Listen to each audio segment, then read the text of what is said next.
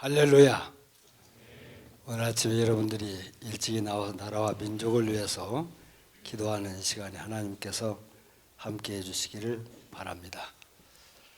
제가 1998년도에 옥하는 목사님과 그리고 통합적의 손인웅 목사님 그리고 저에서 한국 기독교 목회자 협의회를 15개 교단을 모아가지고 그때 60대 초반에서 30대까지 이렇게 해서 사랑의 교회에서 우리가 한 1000명이 모여서 출발을 했습니다.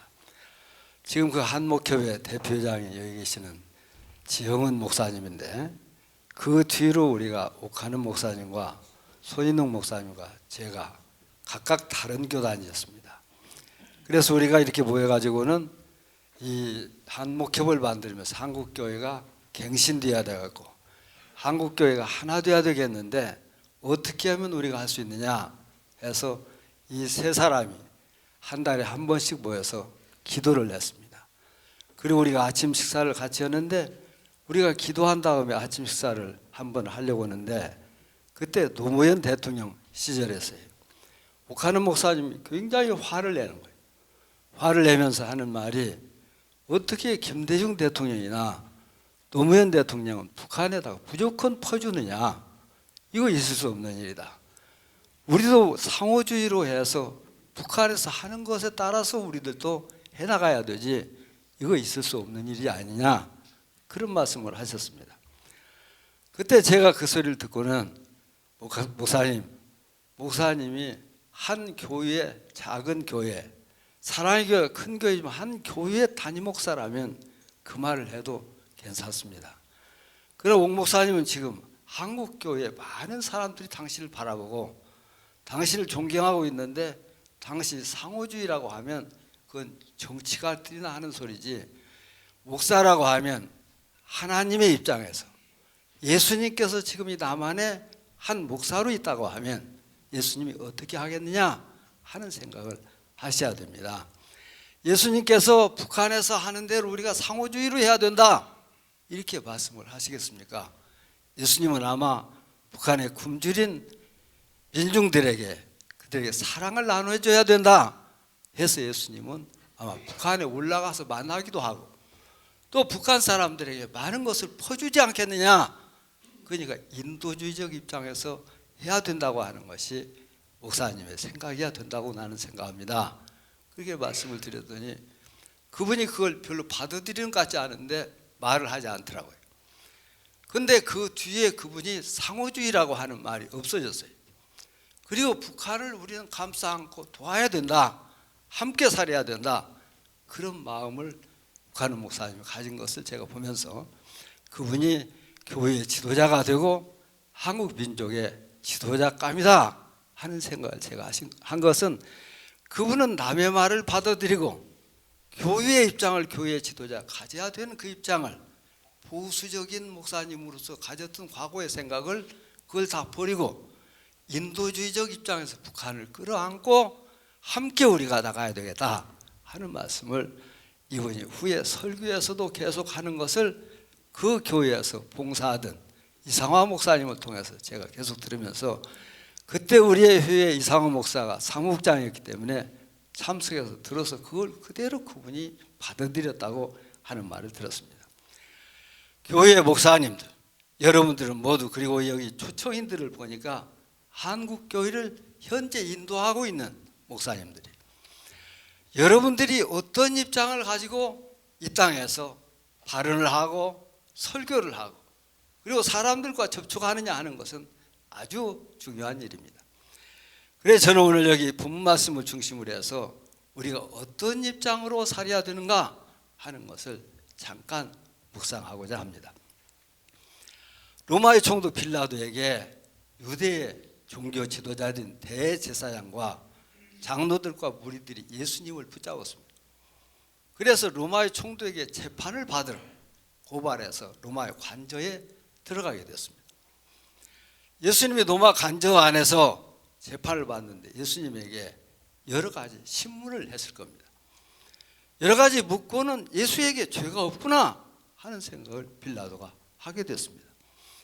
관저 밖에 유대인들이 있었고 예수님 관저 안으로 끌려 들어갔는데 관저 밖에 유대인에게 나와서 거기는 대제사장들과 장로들과 무리들에게 예수는 아무 죄가 없다. 그런데 너희들은 무슨 재판을 하라고 하느냐? 하고는 큰 소리를 했습니다.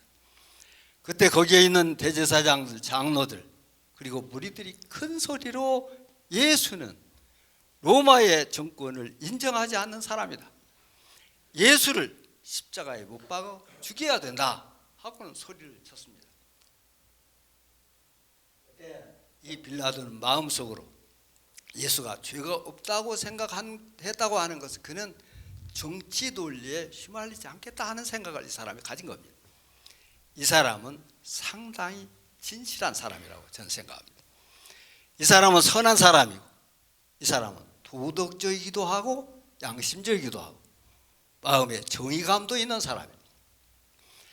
그래서 예수님은 죄가 없다고 했는데 사람들의 눈치를 보니까 자기가 재판을 내서 예수를 죽일 수도 없고 또 예수님을 석방한다면 이들이 밀란이 일어날까 봐서 이 빌라도는 재판을 자기가 안 해야 되겠다 생각하고 마침 명절 때이기 때문에 갈릴리에 분봉한 헤롯이 예루살렘을 방문하고 있기 때문에 헤롯에게 예수님을 보냈습니다.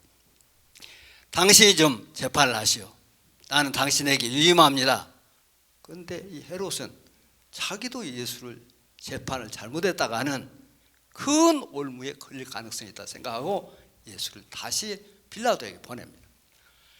빌라도는 이 여우 같은 헤롯이 재판을 않고 또 나한테 보냈는데 내가 재판하지 않을 수 없겠구나 생각을 하고는 재판을 하려고 하는데 마음속으로 묘안이 생각되었습니다.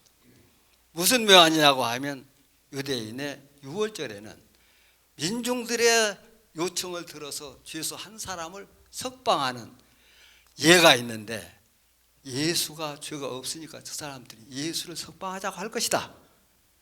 그러면 그 사람 예수와 대비되는 흉악한 범죄인을 하나 내세워야 되겠구나 해가지고 바나바와 예수 둘 중에서 누구를 석방하기를 원하느냐. 너희들의 관례에 따라서 한 사람을 석방해야 되겠는데 누구냐 하니까 바나바를 석방하고 예수를 십자가에 죽여라 하고는 이들이 소리를 질렀어요. 자기의 생각이 거기에 맞아 들어가지가 않았습니다. 그때 마침 아내에게서 전갈이 왔습니다. 아내가 이야기하기를 그분에게 당신 아무 상관도 하지 마시오. 나는 오늘 꿈을 꾸었는데 그분 때문에 내가 애를 많이 먹었습니다. 그분은 훌륭한 사람 같습니다. 이것을 보면 빌라도의 아내도 상당히 이 사람은 하나님을 두려워하는 사람이에요. 하나님을 인정하지 않는 사람이라고 하면 이 선한 분을 죽이는데 자기가 무슨 상관이 있어요. 이분을 죽이지 말도록 당신이 상부 하나 하지 말라. 그걸 보면은 빌라도와 아내는 그래도 상당히 그 시대의 도덕적이며 이 사람은 양심적이고 정의감이 있는 사람이 확실합니다. 근데 민중들과 대제사장들 그리고 로마의 이스라엘의 장로들 소리치면서 폭동을 일으킬 듯이 예수를 죽이라고 난리가 났습니다. 만약에 내가 예수를 죽이지 않고 석방시킨다고 하면 이들이 밀란을 일으켜서 내가 로마 당국으로부터 파면을 당하고 혹시 내가 사형을 받을 수도 있다. 이 생각을 이 사람의 마음속으로 하면서 이 사람 마음속에 있는 양심과 도덕성 그리고 정의감은 그 시간에 잠깐 멈추게 되는 거예요. 그래서 이 사람에게 그 좋은 점이 자기에게 위기가 닥치니까 자기에게 이제 큰 해가 닥치니까 자기에게 어려운 일이 오게 생겼으니까 이 사람의 정의감은 그냥 그 자리에서 그 어디론가 사라져 버렸어요. 세상 사람들은 모두가 정의감도 있고 도덕성도 있습니다. 그런데 모든 사람들이 그 도덕성이 계속 가는 것이 아니라 자기가 해롭게 될 때 그때 그 정의감이 어디론가 사라져 버리고 침묵을 지키거나 그렇지 않으면은 그냥 뒷구멍으로 빠져버린다든지 그리고 그 자리에서 악의 편을 드는 경우도 있습니다. 우리들이 보통 예수를 믿는 사람들이 양심이 더 날카롭고 진리에 대한 우리가 추구하는 것이 더 강하고 저희감이 우리가 다 있는데, 우리가 목회하면서 자기 어려운 일이 오게 생기면 이것이고 저것이고 다 없애고 그냥 우리가 그 현실에 정해버리고 마는 경우가 많습니다. 우리들이 정말 이 빌라도처럼 우리들 마음속에 빌라도가 들어있다는 걸 알고 우리가 어떤 경우에든지 정의감을 마지막까지 가져갈 수 있어야 됩니다. 빌라도가 예수님께 질문을 했습니다. 네가 유대인의 왕이냐? 하고 물어보니까 예수님께서 오늘 본 말씀에 네가 말한 것과 같이 내가 왕이다. 나는 이를 위해서 태어났고 이를 위해서 세상에 왔나니 곧 진리를 증언함이로다.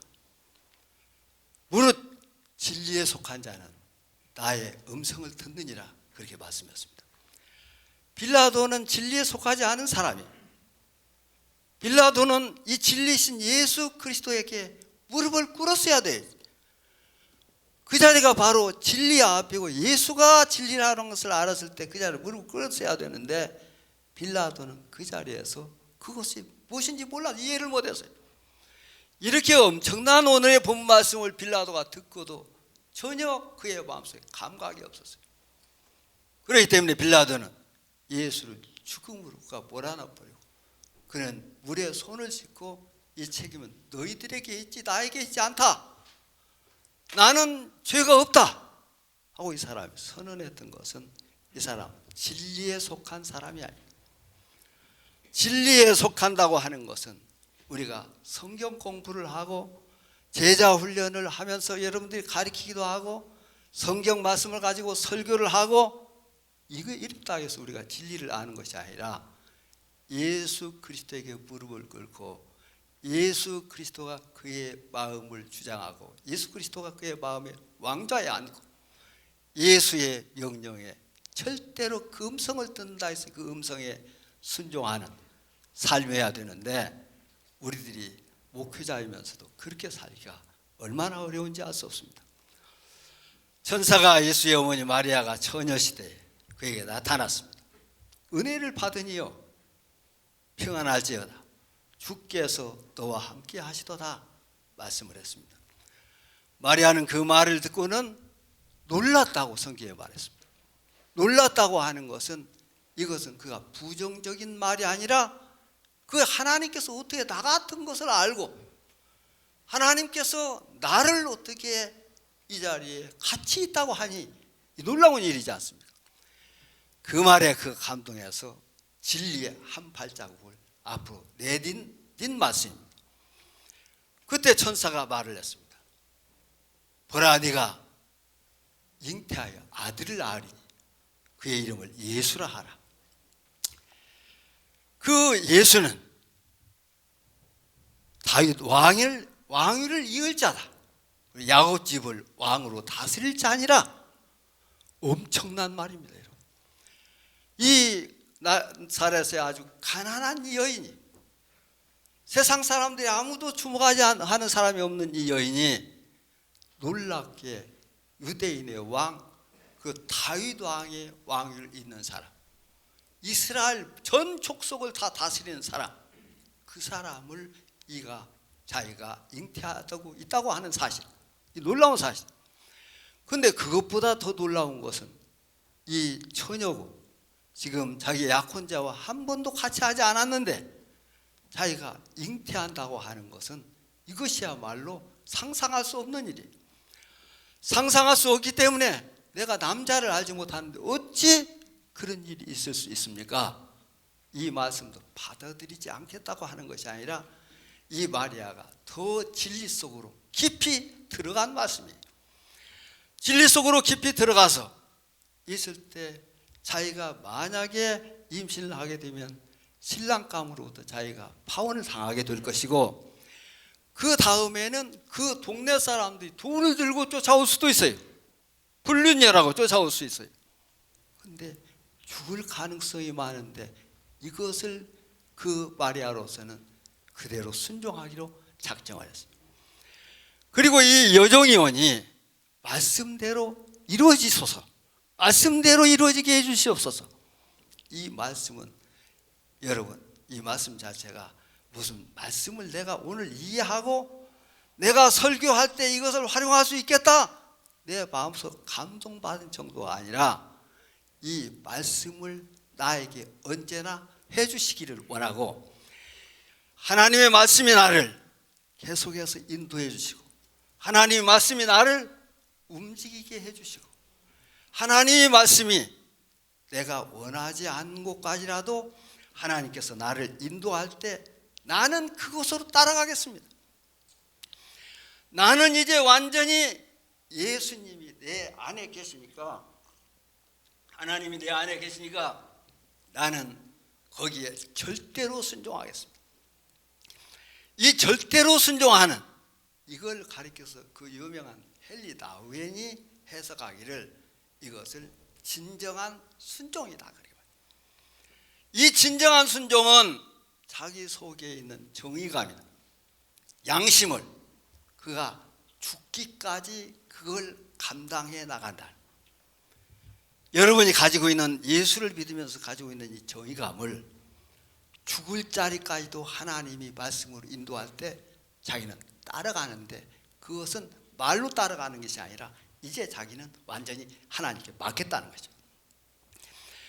이 진정한 순종, 이것이 우리 한국교회가 하나님으로부터 해야 되는 것인데, 우리는 빌라도처럼 좋은 마음은 가지고 있으나 위기가 오고 해가 오면 그걸 박차버리고 그걸 아랑곳하지 않고 우리는 세상과 타협하고 악과 타협하고 행동이 없는 양심, 행동이 없는 양심이라는 것은 진짜 그건 양심이 아닌 것이죠. 행동까지 마지막까지 그 양심을 지켜나간 그런 사람이 되어야 되는데, 영국의 18세기에 중엽에 아주 위대한 정치가가 있었는데, 여러분들이 그 이름을 잘 알 거예요. 윌버포스라고, 윌리엄 윌버포스가 있었는데, 이 사람은 어려서부터 영국 사회에 대해서 굉장히 실망을 한 사람이에요. 그때 당시 영국이 아프리카에서 흑인들을 잡아다 미국과 유럽으로 팔아가지고 그 노예 무역을 해서 그 수입이 되는 것으로 영국 국가 재정의 3분의 1을 그것을 충당했다는 거예요. 그 영국에서 여러분, 국가 재정의 3분의 1이라고 하는 것은 엄청납니다. 우리가 세계 무역 가운데 중국하고 하는 것이 한 18% 된다는데, 이것이 만약에 중단되면 우리나라 경제가 돌아갈 수가 없어요. 18%인데. 그런데 3분의 1이란 말이에요. 영국 사람들은 거의 대부분이 그리스도인들이에요. 저는 한 40년 전에 영국에 가서 공부를 한 적이 있는데, 영국 사회는 그때는 거의 교회가 무너지고 오늘날 한국 교회 같이 되는 때였어요. 교회들이 사람들이 모이지 않고 노인들만 모이고 젊은이들은 거의 다 빠져나가요. 제가 거기에 공부하러 가기 전 한 20년까지는 목사가 되겠다고 하는 사람들은 거의 귀족 자녀들이다. 그런데 제가 공부하러 갔을 때는 거의 부인들이 결혼하고 아이 다 키워놓고 그리고 신학교를 들어온 거예요. 그 직장이 없는 나이 들어가지고 목회를 하기 시작한 사람들, 이런 사람들이 목사가 되는 때더라고요. 그때 벌써 한 40년 전이니까 교회가 굉장히 무너진 때인데, 영국이 이 1800년대 노예 무역으로 3분의 1의 재정을 충당하니까 이 제도를 보고는 이 윌버포스라고 하는 사람은 너무나 가슴이 아팠어요. 어떻게 사람은 하나님의 형상으로 창조되었는데 하나님의 형상인 사람을 잡아와서 그들을 팔아가지고 나라 재정을 채우느냐, 이거야말로 있을 수 없는 일이다 해서 이 윌버포스는 하나님 앞에 기도했다. 하나님, 이 제도를 없애주시옵소서. 어떻게 이런 제도를 그리스도인들이 하고 그리스도인 집안에서 노예들에게 그렇게 함부로 대하고 사람이 아니라 짐승, 짐짝 취급을 합니까? 하나님 앞에 기도하는데 그 고민을 자기의 선배이며 그리고 그때 당시 정치를 하고 있던 윌리엄 피트라고 하는 하원 의원과 상의를 했어요. 내가 이런 생각이 있는데 이 문제를 해결하려면 어떻게 해야 됩니까? 하니까 자네가 정치계로 들어오게. 자네가 정치를 하면서 그 문제를 한번 해결해 보도록 같이 노력을 하세요. 그래서 정치계로 들어가서 21세에 하원 의원이 됩니다. 21세. 그래가지고 노예무역 폐지법을 제출을 한. 그러니까 의회에서 사람들이 저 사람 이제 초선 의원으로서 햇병아리가 국가 재정의 3분의 1을 충당하는 노예무역 제도를 폐지하다니 그거 있을 수 없다고 해가지고 윌버포스가 만나자고 하는 의원들이 만나주지를 않아요. 그리고 이 사람이 어디 나타나면 사람들이 다 냉대하고 피해버리고 멸시하고. 그래서 첫 번 법안이 보기 좋게 폐기돼버려요. 두 번째, 세 번째 150번이나 제출을 하게 돼요. 계속해서 노력을 하는데 안 되고 무시만 당한. 그래서 윌버포스가 나는 정치에 내가 맞지 않는 사람이다. 사람들이 나를 따라오는 사람도 없고 정치를 하려면 당연히 계보가 있어야 되는데 그런 계보도 없고 이 사람은 의로운 하나님의 말씀만 전하니까 누가 다른 사람이 없었어요. 윌버포스가 이제 이 정치를 그만두고 국민들을 계몽해서 이 제도를 없애야 되겠다 해서 목사를 지명하게 됐어요.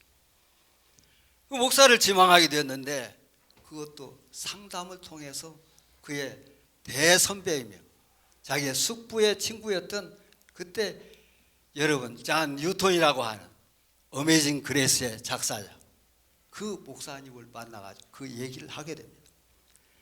그러니까 이 잔 뉴턴이 하는 말이 하나님의 선택을 받고 부르심을 받는다고 하는 것은 엄청난 하나님의 축복이네. 근데 그 사람이 어디서 부름을 받았느냐 하는 것이 중요하네. 어디서? 자네는 지금 어디에 있는가? 정치하고 있는데 정치의 자리에서 부름을 받았으면 그 자리에서 일을 해야 되는. 목사의 일은 다른 사람들이 할 것이네. 그 말을 듣고 이 윌버포스는 그 뒤에는 정치에서 떠날 생각을 않고 30년 동안 그가 1769년도에 세상에 왔어요. 그런데 이 사람이 1769년에 세상에 왔는데 이 사람이 1807년도에 노예무역법을 폐기하는 법안을 통과시켰어요. 그러니까 21년 만에 이 놀라운 일을 해낸 것이죠. 엄청난 일을 해냈는데 그때 그 사람이 그걸 통과시킨 전 백성들이 윌버포스를 수상감이라고. 그런데 그것으로 마치지 않고 30년 동안 노예 해방법을 계속해서 주장을 해가지고 그리고 의원들을 설득해가지고 백성들을 설득해가지고 노예 해방법을 1833년에 통과를 시키는데 에이브라함 링컨이 미국에서 노예 해방법에 서명한 것이 1863년 30년 전에 윌버포스가 영국에서 이미 그걸 이뤄낸 것입니다. 이 놀라운 일을 이 사람이 하고는 그 다음 3일 후에 세상을 떠났다는 거예요. 국회의원 50년 동안 하면서 이 사람은 그 두 가지 일을 해서 하나님이 사람을 하나님의 형상으로 창조했다. 하나님의 형상을 회복시키는 일이 나의 일이다. 하나님의 일이다. 하고는 이 사람이 마지막까지 그렇게 할 수 있었던 것은 그 사람의 멘토 그룹이 있었다는 거예요. 그 멘토 그룹이 크레팜 공동체라고 하는 공동체인데 여기에는 잔 뉴턴이나 윌리엄 피트가 후에 수상이 됩니다. 윌리엄 피트나 그리고 요한 웨슬레 같은 그런 분들이 거기에 같이 하면서 이 윌버포스에게 영향을 주고 영향을 받고 그리고 하나님의 말씀으로 위로를 받고 기도하고 기도가 엄청난 능력으로 역사해서 그게 국회의원 50년 동안에 그런 놀라운 일을 이 사람이 해나갈 수가 있었습니다. 윌리엄 윌버포스가 이런 놀라운 일을 해낼 수 있었던 것은 하나님이 그와 함께 하시고 그의 정의감을 그가 죽는 자리까지 마지막까지 그 노예 해방법을 통과하시고 3일 후에 세상을 떠난 모든 일을 마치고 하나님 앞에 가는 이 사람, 여러분들이 이 땅에서 정말 하나님의 사람으로서 윌리엄 윌버포스 같은 그런 인재들을 키워내는 교회가 되고 목사님이 되어야 되겠습니다. 지금 우리나라는 아주 엄중한 상황 속에 있습니다. 아까 유기성 목사님이 말씀을 하셨는데 우리나라가 좌와 우로 나눠서 이렇게 갈등이 심한 때는 해방정국에 이런 갈등이 있었는데 그때보다는 좀 덜하다고 생각을 해요. 그때는 여러분 암살을 많이 해가면서 그 정권을 잡기 위해서 엄청난 암투가 있었습니다. 그때 위대한 인물들이 많이 세상을 떠났습니다. 요사이 그런 상당한 그런 이유로 우리나라 초갈등 사회가 되었습니다. 그런데 이 초갈등 사회가 되게 만든데 한국 교회가 책임이 없다고 할 수가 없습니다. 한국 교회는 하나님의 축복으로 산업화와 도시화 과정에서 교회가 엄청나게 성장을 하고 이 성장은 하나님의 축복인데 교회의 몸집이 커지기는 했는데 거기에 합당한 선한 사회의 영향력을 우리가 발휘하지를 못하고 선한 영향력은 교회가 미치는 것은 미미하거나 그렇지 않으면 사회로부터 사회 발전에 역기능을 하고 있는 교회다. 이런 비판을 한국교회가 받고 있습니다. 한국교회가 이런 비판을 받는 데는 이유가 저는 두 가지가 있다고 생각합니다. 먼저는 한국교회가 하나님의 나라의 모습을 잃어버렸다고 하는 겁니다. 교회는 하나님의 나라고 하나님의 나라를 세상에 확장해 세상을 구원할 책임이 있는데 하나님의 나라의 모습이 거의 교회에 없어져 버렸습니다. 두 번째는 한국교회가 세상 사람들이 보기에 이기주의적 종교 집단으로 이미 전락해버렸다는 겁니다. 그래서 한국교회를 사람들이 기대를 하지 않고 한국교회가 지금 위기에 빠져 있고 사회로부터 비판을 받아도 거기에 우리가 변명하기가 어려운 지경에 빠져 있습니다. 최근에 우리 한국교회 일부 신자들이 광화문에 여러분 거의 광화문 광장에 나가서 정권 퇴진 운동을 정치계에서도 하지 않는데 한국교회 지도자 몇 분이 가서 많은 신자들이 모여가지고 거기서 여러분 대형 집회를 통해서 거기서 정권 퇴진 운동을 하고 있습니다. 물론 권세가 타락해가지고 하나님이 인간에게 준 하나님의 형상을 깔아뭉개고 인권 문제를 심각하게 자아내고 평화를 깨고 그리고 전쟁으로 나라를 이끈다고 하면 교회든 신자든 모두가 생명 걸고 싸우는 건 당연합니다. 그러나 오늘 여러분들이 보는 그런 운동은 우리가 기독교인들이 그리고 교회는 극우라든지 극좌에 어떤 데 치우쳐도 안 된다고 저는 생각을 합니다. 교회가 세상에서 해야 되는 일은 지금 한국교회에 놓여진 하나님의 나라의 모습이 사라진 것, 하나님 나라의 모습을 회복하는 일을 먼저 해야 돼요.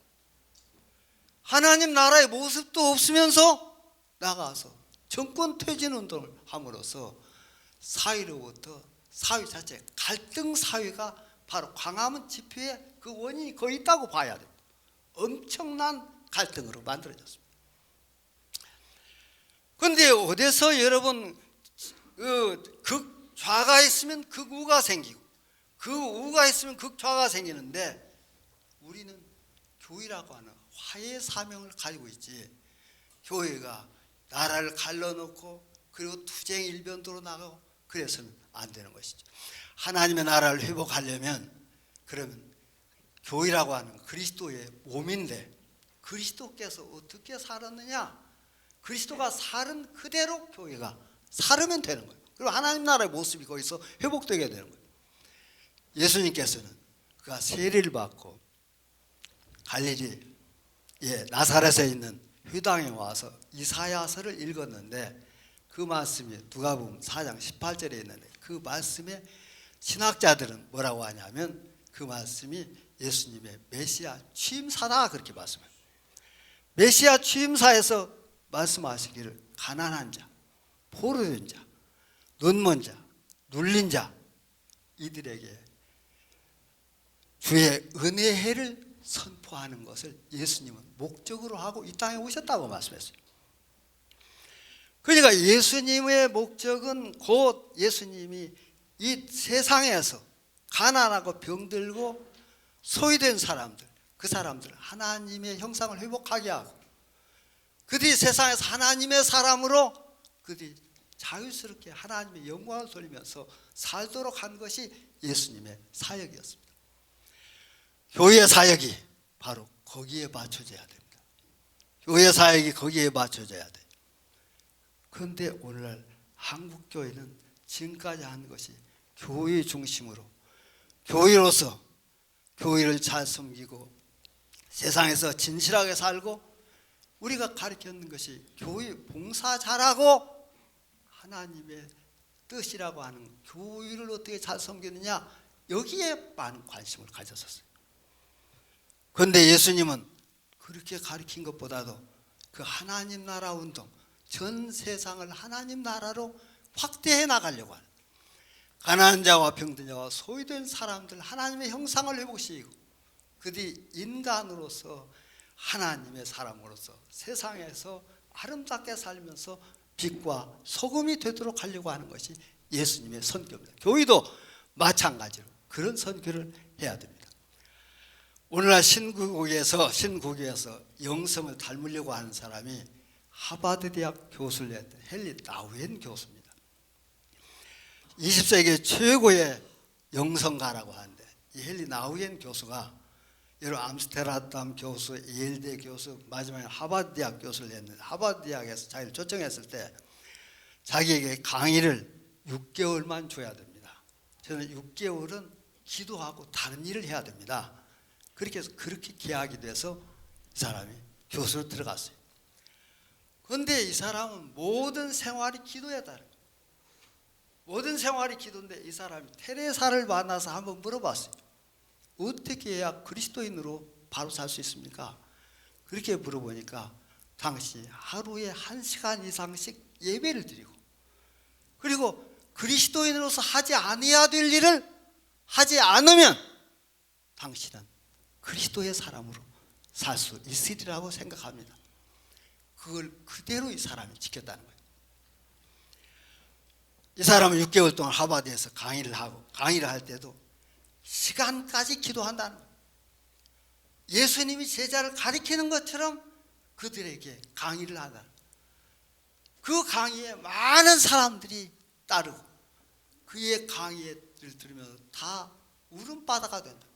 매일 6개월은 그렇게 강의하고 6개월은 남미로 내려갔어요.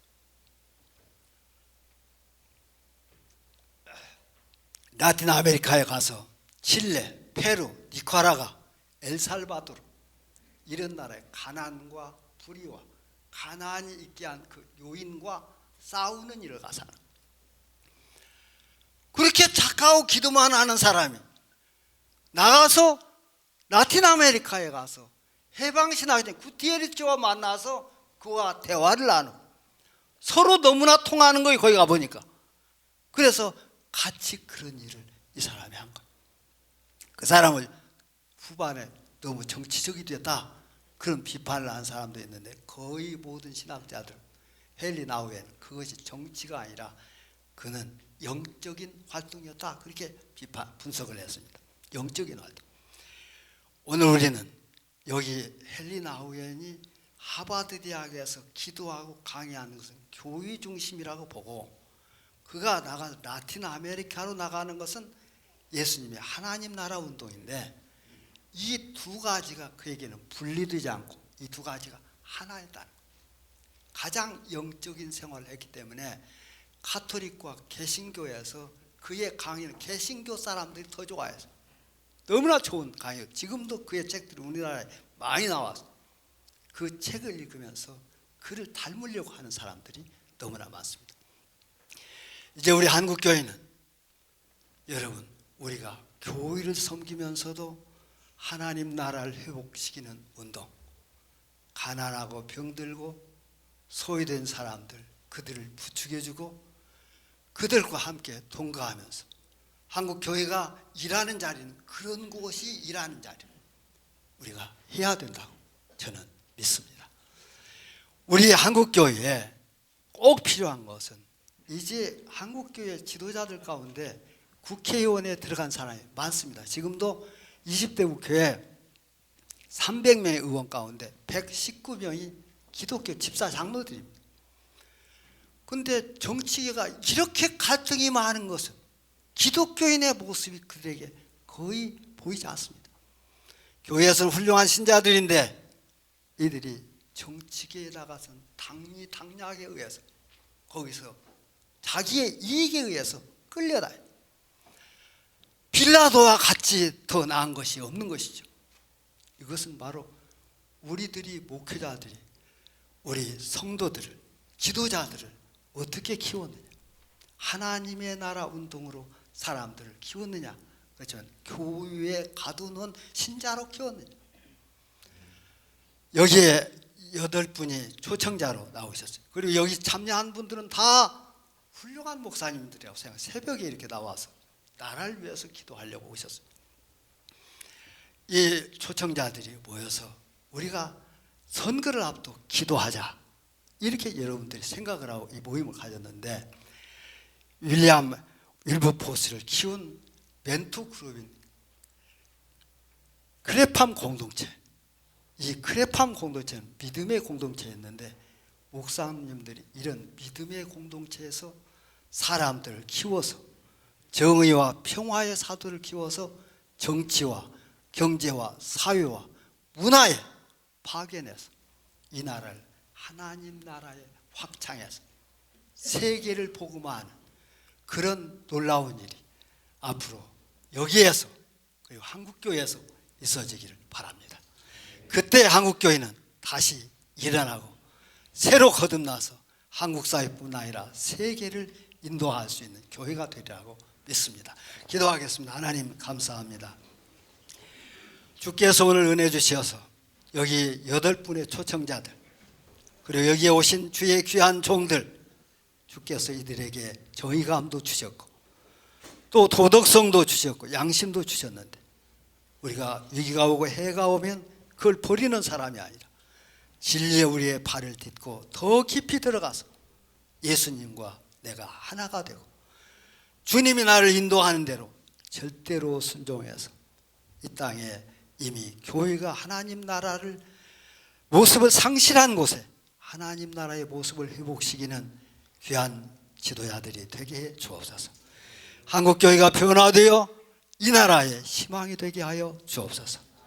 주께서 이 모임에 함께해 주셔서 이 나라와 민족을 살리는 기도의 모임이 되게 하여 주옵소서.